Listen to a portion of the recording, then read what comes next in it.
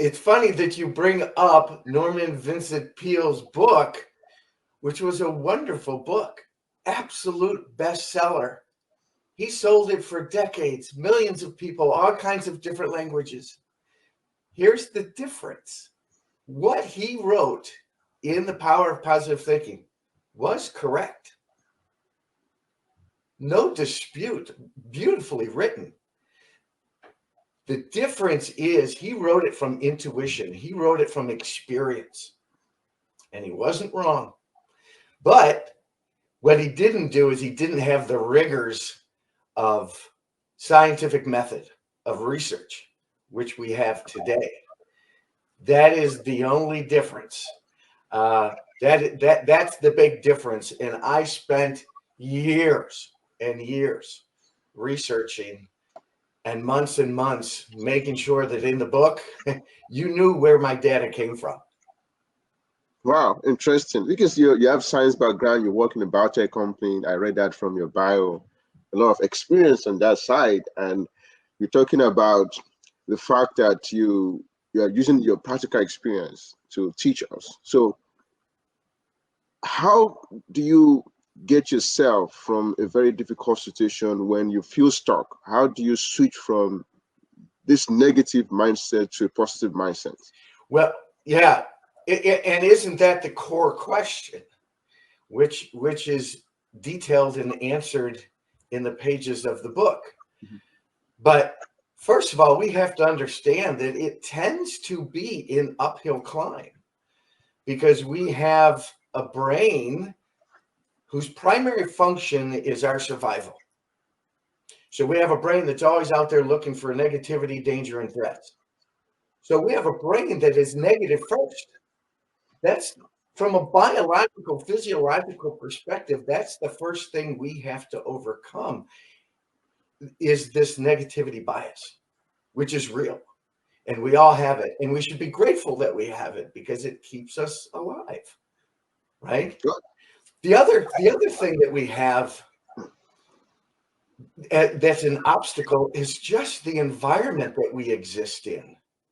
We tend to be surrounded, if you just pay attention to social media, if you just pay attention to the news, we're kind of in a negative environment. So we have these obstacles that we need to overcome. One is almost physiological, negativity bias, but the other one is our surroundings. But that doesn't mean that we can't, and it doesn't mean that we shouldn't. Of course we should, because the whole point is we are different and we are better when we have a positive mindset. In fact, my thesis is simply this, that when we're happy, optimistic, and positive, we are better in every domain of our life. And the beauty, Tolu, the beauty of that is I can share all the data and all the research, but we've all experienced that in our own lives. Wow. Interesting. It's very interesting you just mentioned the fact that our brain can easily pick up negative things from the environment.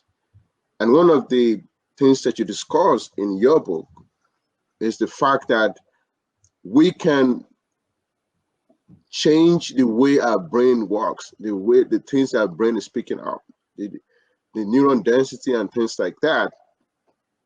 So my question around that is, how many people know this?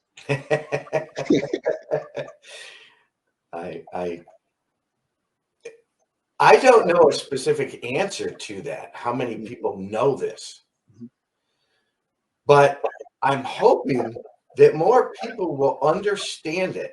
Because Tolu, when I speak at conferences or meetings, you'll see it in my book, in my workshops, I do spend a decent amount of time in some of the research because I want people to buy into this. I don't want people sitting there in the audience thinking, oh, this is just a nice thing to do. This is just a social virtue. And it's both of those things. Both of those things are true. This is a wonderful thing to do. It is a social virtue, but it's not just those things. That when people start to understand that our physiology is literally different when we're happy, optimistic, and positive. Our brains change, our guts change, our neurons change, our chemicals change, our blood changes, our gut changes, even some of our tissue changes from a negative default to a positive default. So when you understand that we are physiologically different when we have a positive mindset, that is then the buy-in, that inflection point, that buy-in piece where people go, okay, I'm willing to listen to this because we are physiologically different. Wow, wow, we're physiologically different. That talks about the mind, the body, and other parts of our body. Yeah. One of the questions that really came to my mind when I was reading is the neuroscience as a discipline. How did you get interested in neuroscience as a discipline? I love the question, Tolu, and I'm not surprised you being a doctor, a PhD, that is your question, and I think it's a fair question. This is how my whole experience in this started. So I was running leadership development in a global company, and I was a little bit frustrated that we weren't having the impact that I really was hoping that we would be having. We weren't producing all of these really awesome, effective leaders. And I was a little bit frustrated. So I said, I've got to get to the very core of how we learn. How do we learn? How does the brain learn? I thought in my head, well, if I could figure that, if I could understand that better, then I could design curriculum for our leaders and our executives that would be more effective, more efficient. So I started reading everything that I could on how does the human brain, how do we learn? So I learned all about short-term memory, long-term memory, working memory, the hippocampus, where a lot of the learning takes place. That when we sleep, that is when we consolidate our learning, which is why sleep is so important. So I did this. I did this research on the brain about how do we learn. Here's the funny thing, Tolu, is that while I was doing that research on the brain, the neuroscience, I kept running into positive psychology research. And then all of a sudden, I went from learning about the brain and memory and how we learn to really just passionate, in love with this topic around positive psychology, that we are different and we are better when we have that positive mindset. Wow. That's how it all started.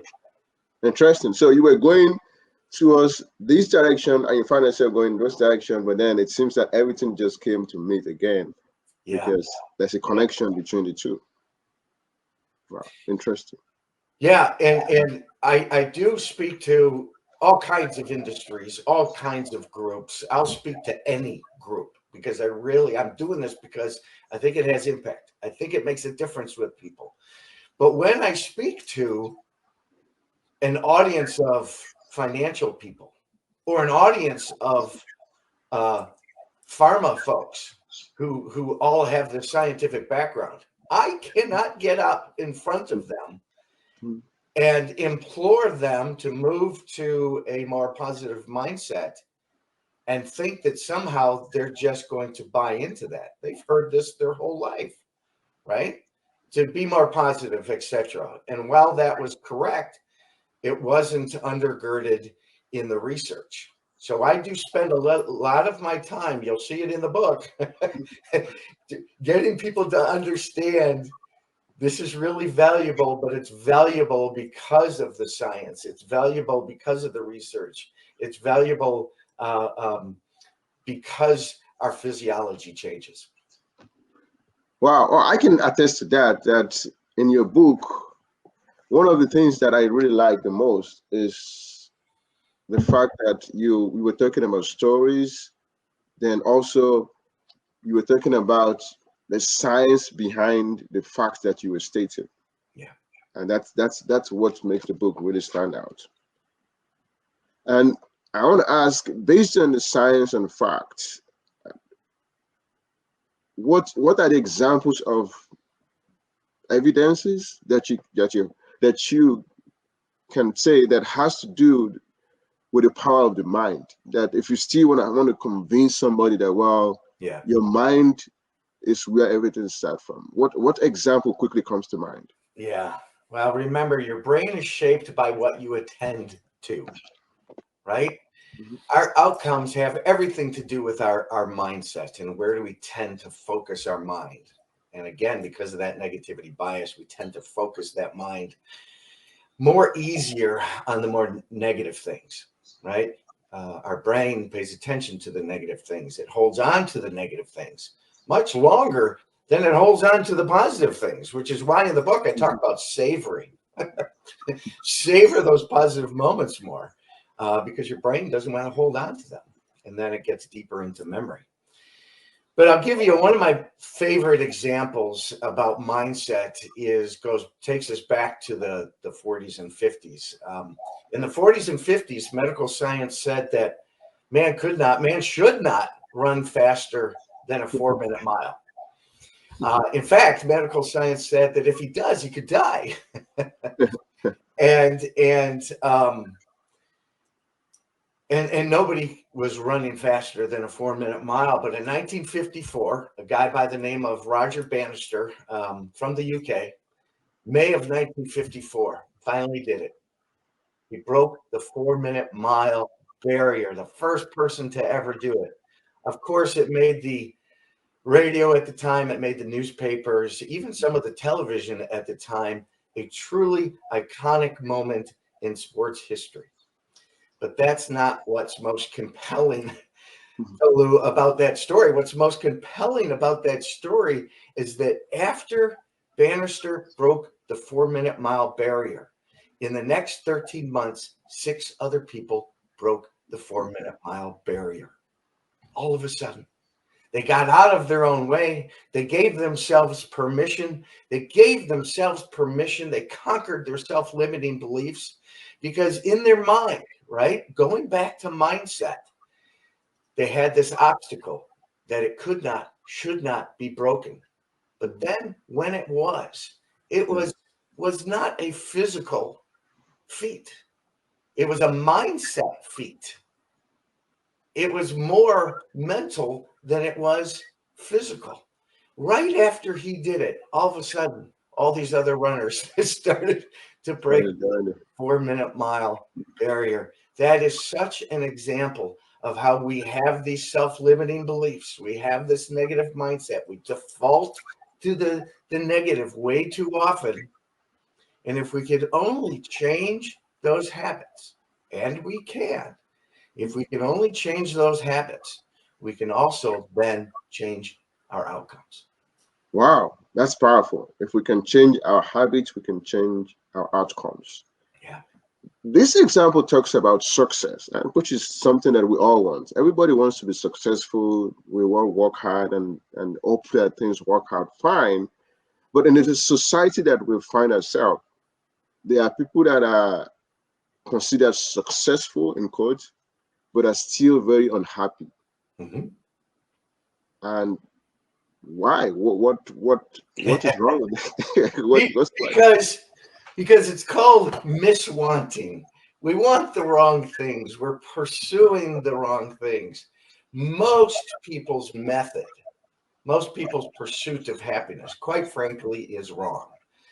Right? And we know this from our own lives. We think that when we get that promotion, that it's going to change it. We're going to be happier. Now, in the short term, we are. Long term, it's just another job. We think that when we get that shiny new car, and Tolu, have you ever bought like a brand new car? Mhm. Right? In that moment, you're driving that brand new car off the dealer's lot. Mhm. Mhm. In that moment, are you happier? Yeah. In that moment, we're joyous. We're full of bliss. We're even kind of self-impressed. Look at this. I got this new car. But think about it. How long does that temporary boost of happiness last? doesn't sustain. It's not enduring. We are miswanting. We're pursuing the wrong things. That type of happiness doesn't last. The type of happiness that does last is self-care, self-happiness, self-truth, where we're really kind of self-satisfied. Doesn't mean that we don't pursue things, but we're content and happy and confident with who we are. We understand who we are. Relationships, where we pursue solid relationships. Those are the types of gratefulness. When we are grateful, those are the types of things that really start to move the needle and sustain that happiness for the long term. It's not the short-term things that most people miswant. It is the enduring long-term things. If you don't mind, let me give you an example. Harvard did a 75-year longitudinal study where it started about 1938, and in the Boston area, they studied the lives of about 750 men. Now, this was 1938, so any women that are listening to this, forgive that part of the study. It was 1938. So anyhow, they studied the lives of about 750 men, the totality of their lives, till they passed away. Studied them every single year, and they did research on them. They interviewed people that were around them and interviewed the subjects themselves. They did medical tests every year. So they did this ongoing. And they finally published, probably 15 years ago, they finally published the outcome of this longitudinal study. And there are a number of remarkable things that came out of this study. But the key thing for our purposes was the key to long-term happiness. And they were able to prove, after all of that research and diving through the interviews and the data, that the number one factor in our long-term happiness is solid, positive, authentic relationships. Wow. And in that, Tolu, I can't imagine somebody as bright as you or the people that are listening that's a surprise to anybody. It is our relationships where we derive some of our self-definition, much of our joys and happiness. And my encouragement, and I do this, by the way, I do this after, I think, the first chapter in the book. At the end of each chapter, I have an activity to promote the idea that I'm talking about in the book. So at the end of chapter 1, in fact, I have a relationship activity asking readers to now, okay, stop for a moment, pause, and think about some relationships that you need to reinvest in, that you need to make more authentic, somebody you need to reach out to. Because ultimately, if you want to sustain that happiness, it needs to begin with really sustaining authentic relationships. So I literally asked the reader to stop reading and really refocus on a couple of those key relationships. And Tolu, I'll end with this, or at least this part of our conversation. This goes back to the research. However we were created, whoever created us, whatever you believe, one of the things that's really fascinating is the role of neurotransmitters in our lives and in our happiness. One of the neurotransmitters, oxytocin, is also a hormone that gets is oxytocin. Now, people call oxytocin the relationship neurotransmitter, right? And it gets released when we're building trust with somebody. Like if somebody meets our expectations or exceeds our expectations, we get this release of oxytocin. when we are around people that we love, that we care about. You know, those initial butterfly feelings, that joy, that bliss when you start to fall in love, you get a release of oxytocin. When you hug somebody, when you give gifts, when you pet a dog, you both get a release of oxytocin. Now think about this. You get a release of this neurotransmitter, this hormone. When you do, it makes you feel happier. It increases your mood. It increases your well-being. And now you start to crave. On a very physiological level, you start to crave this neurotransmitter. And you start to repeat beneficial behaviors that cause you to get the release of this neurotransmitter. So think about it from almost an evolutionary perspective. Early humankind needed to have communities, needed to have tribes to perpetuate, to survive. And you would get this reward of oxytocin. Well, that still happens today. It's incredible that we get this reward for the beneficial things in our life. Wow, interesting. Yeah, it's fascinating. Yes. So I mean, I that's part of the book that was really interesting to me, the importance of oxytocin, and since you've taken some time to explain that, my question around that is, now that we can really agree that oxytocin is very important, are there other ways to externally put it in the body besides all these activities?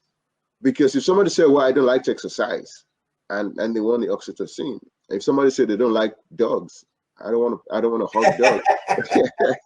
Yeah, but don't think about it as pursuing the oxytocin. Think about it that you're improving your relationships. I include the research in the neuroscience. Maybe it's selfish, maybe because I love it, but I know it helps me get buy-in. But think of it, Tolu, from this perspective, that there's value in creating a more happy, optimistic, and positive life. By the way, that's an acronym that I call HOP, happy, optimistic, and positive. And we want to pursue that, because when we pursue that, and part of that is pursuing these authentic relationships, we lead a more thriving life. We lead a more flourishing life. And when we do, and this is the key link, that when we do those things and we lead that more thriving and flourishing life, our outcomes are more predictably positive. And maybe that's the whole point, that there are prescriptive things, basic things, simple things that we can do to create more predictable positive outcomes. And one of those, of course, is the authentic pursuit of positive relationships. Wow. That's very powerful. So what I want to quickly connect with that is, there are other chemicals that you call happy chemicals, and you use the acronym DOSE, right? Right? Dopamine, oxytocin, serotonin, and endorphin, right? Yeah. And that, by the way, that's the way I used to read. Like acronym, I like the way you use that. It's very easy to remember. Yeah. And you call these happy chemicals, and you explain that in order to have these chemicals, you suggested engaging in acts of kindness. So my question is, based on your own experience, what is a particular act of kindness that you have been given or received that you can share with us, that is the most powerful to you, that you can connect with this? It's going to be different for everybody, but I love the question, and I'm so glad that we're focusing on this aspect of it. There are ways to get the release of those dose chemicals, right? Again, dopamine, oxytocin, serotonin, endorphins. We could even call it dosage and add GABA to it. Yeah. So, and we want to we want to pursue these chemicals because they make us feel better. They change our physiology. They make us produce these positive outcomes. All of that is the case. But one of the great ways to get the dose chemicals released is exactly what Tolu is referencing, is the acts of kindness, or what I call AOKs. Now, if you, and I know that the people that are listening have done this and felt this before. In fact, they have a name for it. They call it the helper's high. That when you do acts of kindness, when you do community service on your own or with a group or even at your place of work. And by the way, when I consult with companies, one of the things that we focus on is doing community service, doing acts of kindness. And we have had groups do some wonderful things in their communities, and they come back, and we've all experienced this. They come back and they feel uplifted. Their mood is enhanced. Their well-being is enhanced. They're full of joy. That's called the helper's high. In fact, that is a very real example of exactly what we're talking about, the physiological change that happens when you have that HOP mindset, when you have that positive mindset. That feeling of euphoria, when you do that act of kindness, that joy you feel, that is not just joy. That is not just happiness. That is a release of those chemicals, helping you to feel those emotions. So I would encourage, as a methodology, as an intervention, if you will, as a new behavior, do more acts of kindness whenever you can. You're going through the drive-through and you pay for the person behind you. You have a chance to donate. You have a chance to do community service at your place of work or your place of worship. What an endearing, sustaining way to keep those dose chemicals alive and well in your body, but also doing well for the environment around you. And heaven knows our environment could use that. So, yeah, so the acts of kindness, community service, a real important part of releasing those dose chemicals and really helping us produce those positive outcomes. Good. Thank you so much. Just to support you, what you said in your book, there's a quote that said, people 55 and older who volunteered for 2 or more organizations have an impressive 44% lower likelihood of dying early. That's very powerful.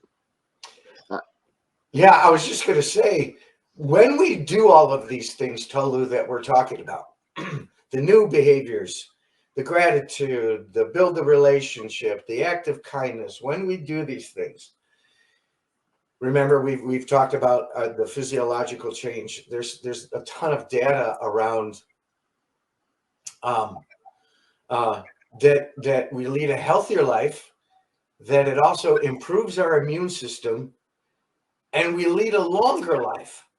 And there's data supporting each one of those, that if you have a more positive mindset and lead a more positive life, you're going to bolster your immune system. Stress and anxiety tears down our immune system. A positive mindset actually boosts our immune system. Powerful stuff. So we lead a healthier life and we lead a longer life.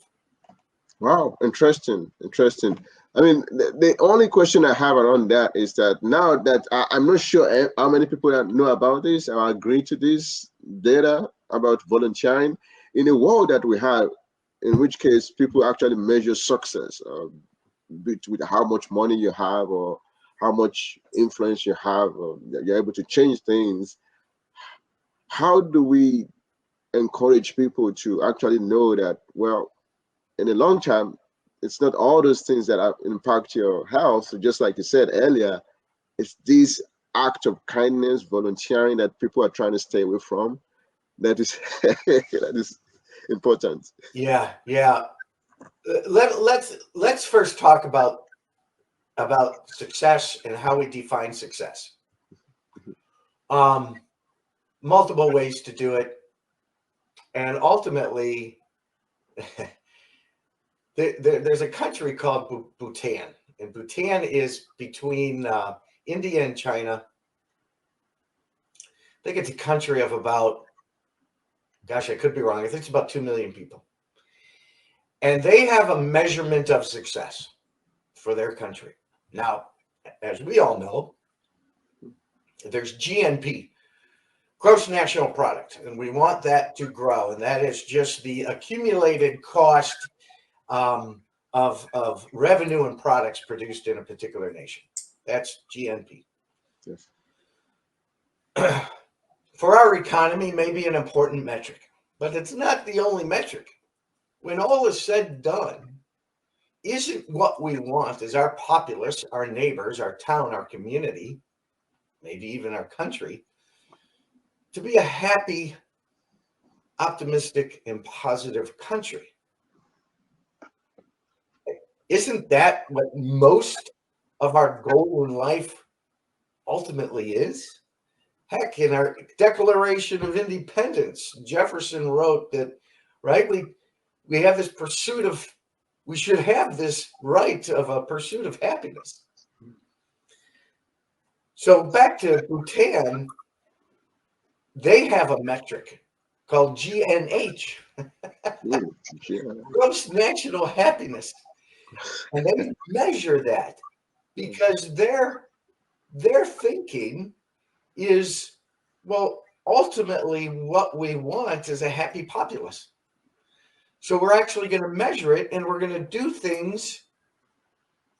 We're going to do things that are going to promote our country, our populace, our people, promote their happiness. And in fact, they've done incredible things to actually raise those numbers and raise GNH in Bhutan. Can I give you a quick example of what one of the things that they've done? Yes, it's right. Really fascinating, and it makes multiple points. So the country of Bhutan had discovered that Dr. Martin Seligman out of the University of Pennsylvania had created a well-being curriculum for secondary schools. And his thinking was, why are we waiting till people are adults to start to work on their work on their positivity, to work on their happiness? By then, they're cynical, right? So he said, let's get people when they're at their formative years. I thought, brilliant. So Bhutan had heard that Dr. Seligman at the University of Pennsylvania had created this well-being curricula. And Bhutan said, we want it. Bring it here. and Dr. Martin Seligman said, well, we can do that, but we are a research institution, so let's do the research first, right? That's the positive psychology research. So what they did is they went over to Bhutan, and they created two groups. They created one group, which is the control group. Keep doing the curriculum that you're currently doing. Then, with a group of other secondary schools, they integrated Seligman's well-being, positivity curriculum into what they were doing, those secondary schools. And I don't know, maybe there was almost 15 of them, I think. So control group, keep doing what you're doing. And the other group, they integrated Seligman's well-being curricula into their curriculum. So the goal was that they were going to increase the happiness, the well-being of those that had the well-being curriculum. And guess what, Tolu? Yes. No surprise. There was no change with the control group, significant change in the happiness and the well-being of the ones that had the Seligman curriculum. Okay. Now, that's all well and good, pretty much what we expected. Here's the fascinating thing. Those secondary schools were still collecting other data, other metrics. One of the metrics they were doing is, how are these students doing on standardized test scores, standardized academic test scores? Yes. The ones in the control group still were doing the same that they were doing. here's the fascinating thing. And remember, at the very beginning, we talked about the physiological change, that we actually become smarter, we become different, we become better when we have this increased well-being, when we have this positive mindset. The standardized test scores of those that had the positivity curriculum shot up, got better. So not only did their well-being shoot up and improve, so did their standardized test scores. I thought that was a wonderful research-based example of how we are different and we are better when we have a positive mindset.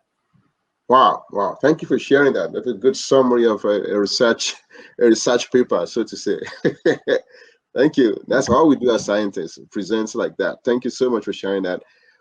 One of the things that I want to make sure we have time to talk about is the incidence, how you use the incidence of cancer to explain positivity.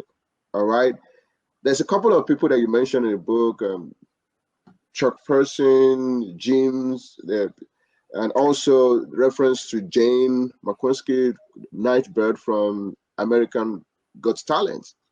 And she specifically said that you cannot wait until everything is perfect to decide to be happy. Tolu, say that one again. It's just such a beautiful and poignant quote. Say that again from Nightbirdie. You cannot wait until everything is perfect to decide to be happy. Isn't that profound? Isn't that beautiful? It's very beautiful. And the question when I see quotes like this, I wonder how many people have embraced this, how many people think about this. And this is why I want to ask this question. Why are we not still talking enough about depression and mental health in the United States? Yeah, it's epidemic proportions in our country, and there's a multitude of reasons why. It's not just one thing, but we have a number of things that are declining that are very concerning. Employee engagement, well-being, happiness, life satisfaction. Life expectancy in the U.S. has actually gone down. That is mind blowing. Now, on the converse of that, what metrics are going up? Suicide, death by despair, which is essentially drug overdose. Depression's going up, mental illness is going up, anxiety and fear is going up, violent crime is going up. We just saw those numbers restated by, I think it was released by the FBI. Those are things that are really, really concerning and tearing down the fabric of society and affecting people's well-being. In fact, I saw, this was from 2023. There was a study done, and it was a study done of CEOs. And one of the questions was, what is going to be your primary focus in 2023 last year? And the number one focus for CEOs, according to this study, was employee well-being. Post-pandemic, with the epidemic of depression and anxiety percolating, growing, getting worse, that leaders of organizations felt that there was a certain responsibility certain responsibilities that organizations had to protect the well-being of employees and grow the well-being of employees, because there's also a selfish reason in that the better your well-being is, the more productive you are. So whatever the motivation is, it's a problem out there. And we know this too, Tolu, that if there's a problem in society, that problem shows up in the workforce. So yes. I was pleased to see that in 2023, that is a focus of organizations. But boy, it's a battle that hasn't been won. It's a battle that's going to be continuing to be an uphill climb, but one that we need to keep working on, because right now we're struggling to win that battle, which is why part of the motivation for writing the book, Tolu, and doing what I'm doing, leaving my great job with a great organization and great people, was a big risk and not an easy thing to do, but I was motivated to start to impact and try to turn some of those metrics around. Good. Thank you so much for saying that. And thank you for taking that initiative and step, difficult one, but it's very empowering based on everything that we've discussed so far. One of the ideas that you also talk about in your book, Positive Mindshift, is stress. You were able to explain that stress, when there's stress is going on, chemicals are released, this increased the blood supply, and it's just affect the blood vessels and bumping against it, and after a while there's development of plaque. And when plaque develops, after time, heart attack comes. And usually we usually just say, well, it's happened all of a sudden. We didn't know this person was going to die. I can't even count the number of persons that have died just like that. So what research how do you think you can increase the awareness about stress? Because it feels like this stress management thing can be an industry by itself to help people, and not make most lose lives all of a sudden. So what would, to manage stress, what would be your recommendation to help people to manage their stress? Well, first of all, we have to understand that stress is real. Stress can be bad. In fact, almost 60% of employees report that stress is high or overwhelming. That's worldwide. Almost 60% are saying that stress is high or overwhelming. Now, when stress is high or overwhelming, that becomes an obstacle to performance, an obstacle to productivity, an obstacle, quite frankly, to good health. Now, here's my parenthetical. My parenthetical is a little bit of stress is good. We get a little release of cortisol, a little release of adrenaline, and it pushes us. And there's plenty of research to support a little bit of stress is okay. The problem becomes when it's high or overwhelming, and according to that statistic, it's 60%, almost 60%. That's dangerous for a lot of people from a health perspective, from a well-being perspective, from a psycho-emotional perspective. It's really, really dangerous. So I think people have to understand that it's kind of a silent killer. One of the main reasons people go to the doctor ultimately is because of stress, the way it's manifesting in you. It could be over time that it becomes a heart attack, but short term, it could be manifesting in other ways as well. When we have that release of cortisol and adrenaline and it's high, you know what it shuts down? It shuts down in the body the promotion of white blood cells. So we're stressed, we're crazy stressed, and we're releasing cortisol and adrenaline. But we stop producing white blood cells. White blood cells is key to our immune system. So the more stress, the weaker our immune system. So it is something that we have to really, really pay attention to.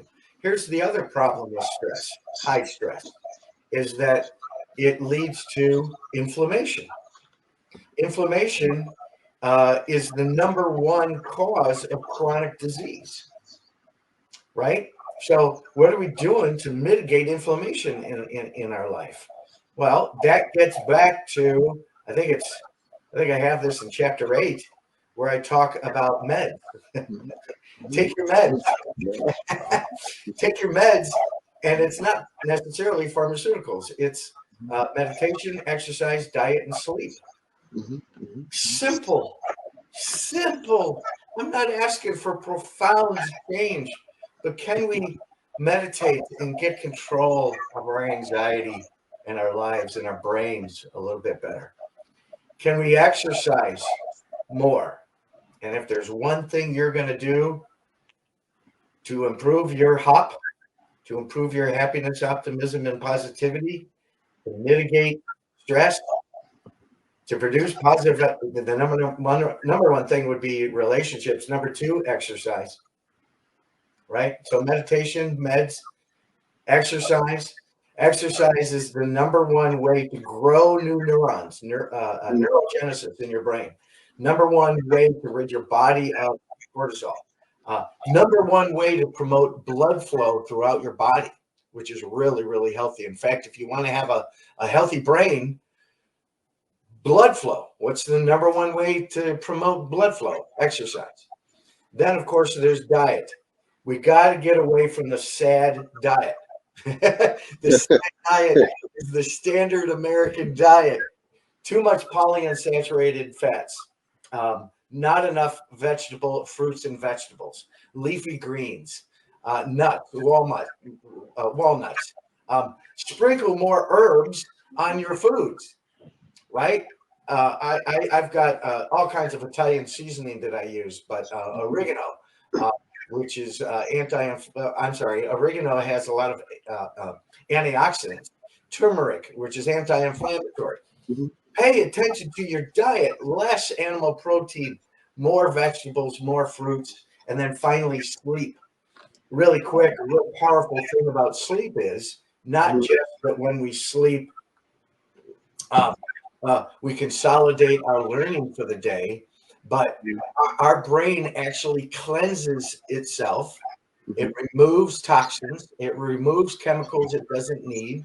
It removes dead neurons every single night when we get a good night's sleep. Actually, Tolu, spinal fluid goes into the brain, into the cranium, and it just filters out those toxins to give us a more healthy and sharp brain. And it does that when we get a good night's rest. So make sure that you take your meds, meditation, exercise, diet, and sleep.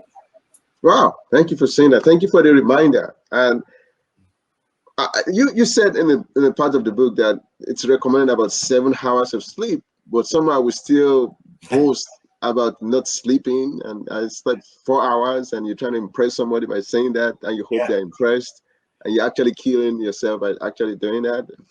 that was very funny. That something that I actually want to make sure I quickly mention or talked about is the social support network. Social support network that you mentioned is very important. And in the age of social media, and I think you mentioned a little bit how social media can also cause depression and things like that. So, what would be your advice around this social network thing and also managing social media to avoid depression? It's such a blessing and a curse. You know, there's some things about social media that are fascinating, just fascinating. But we also have plenty of data and research that says that coinciding with the growth of social media is the growth of emotional stress, of depression, of anxiety, of suicide, of bullying, things like that. So what I would say is really think seriously about social media and use it for what social media can be good for. Maybe growing relationships, maybe getting certain data. For instance, when we plan our trips, our vacations, my wife especially will go to Pinterest and go, what are the top 10 things to do in Venice? It's great suggestions. Power of social media. but there's a dark side to it. And go to any airport. Mhm. What are most people doing when they're sitting there waiting? They're on their phones. They're not connecting with people. They're on Mhm. social media. Mhm. Mhm. The other part is we know that there's a ton of information on social media that is wrong or biased. Mhm. So I would say think very carefully about your personal approach to social media. And when you can, do your best to limit it. Have quiet time, have timeouts, have weekends where you don't even look at it. That's really healthy. What do you do when you're not doing that? Which is a frightening question. But what do you do when you're not doing that? Get out into nature. Go connect with somebody. Go do some exercise. There's plenty of awesome things to do, and you don't need your phone to do it. Wow, wow. Thank you for saying that. Social media can be good and bad, and we have to manage that. Yep. That's very clear. So there's something that you've said earlier now. You said relationship, meds, very important. I get that clearly. But then most of the time in life, the choices we have to make is not actually as straightforward as that. Sometimes it's actually picking between two things, right? And I'm trying to paint a scenario for you now, a situation whereby somebody has to pick between two things. And I think I know what your answer is going to be, but I just want to say it for our audience to understand. If someone has to pick between good relationship, like you mentioned, and constant medical checkup, which one would you recommend? Okay. That's a clever question, and I'm going to answer it anyhow. But I'm going to say that if you boost your relationships and you build more positive, authentic relationships, you're going to boost your immune system, your happiness, your positivity, which in turn is going to create better health. So if I had to make a choice, boost your relationships that are going to ultimately boost your immune system and your ongoing health. Good, good. So that if the person probably eventually go to the hospital, most likely things are gonna be right because that's just a checkup. It's just an annual checkup that is recommended. Oh, thank you so much. And Um, so really quick, remember, there's no reason why you can't do both. right, yeah. I'm just trying to It's not a binary choice, my friend. It's not a yes, binary choice. yeah. I'm just trying to like make sure people understand that one actually lead to the other. Like if one is taken care of very well, the other one is just a matter of formality. Yeah. Yeah, I Just love it. That's a just clever question. I'm mhm. giving you a lot of props for that question. That was a good one. Good. Thank you so much. Now we're wrapping up. Now, something that I want you to say, and of course, after you answer this question, then you can say something to the audience as we part. But before you do that, I want you to, how do you do a positive self-talk to yourself? How do you look into the mirror and what Yeah. do you say to yourself when you're doing your positive self-talk? And what would you recommend for the I viewers to do?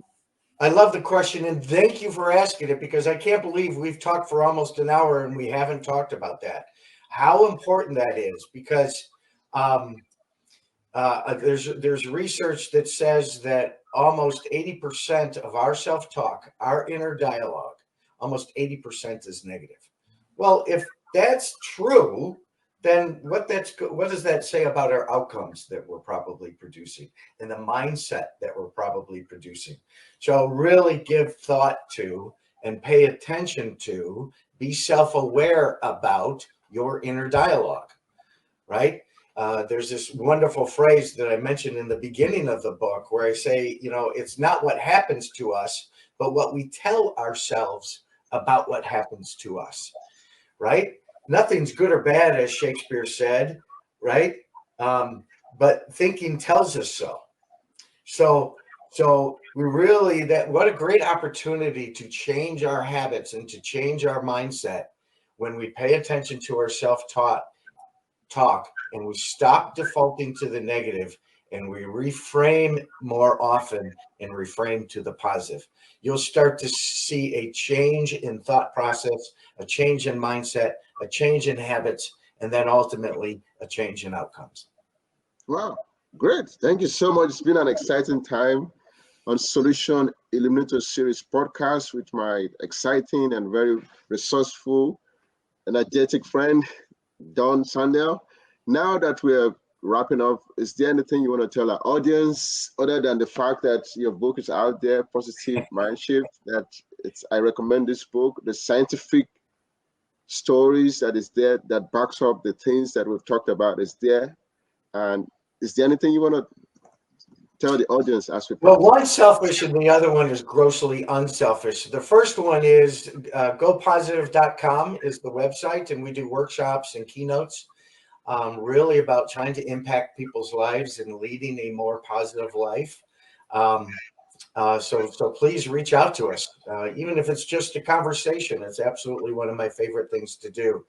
But really unselfishly, I hope that there's been pieces in this conversation that you've been able to pick up about taking your meds, about more gratitude, more acts of kindness, more building authentic relationships, paying attention to your self-talk and reframing that to more positive self-talk.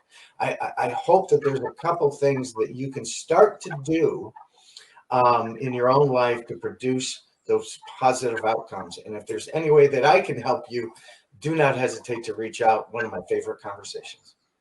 Good. Thank you so much. Thank you so much, Don Sandel.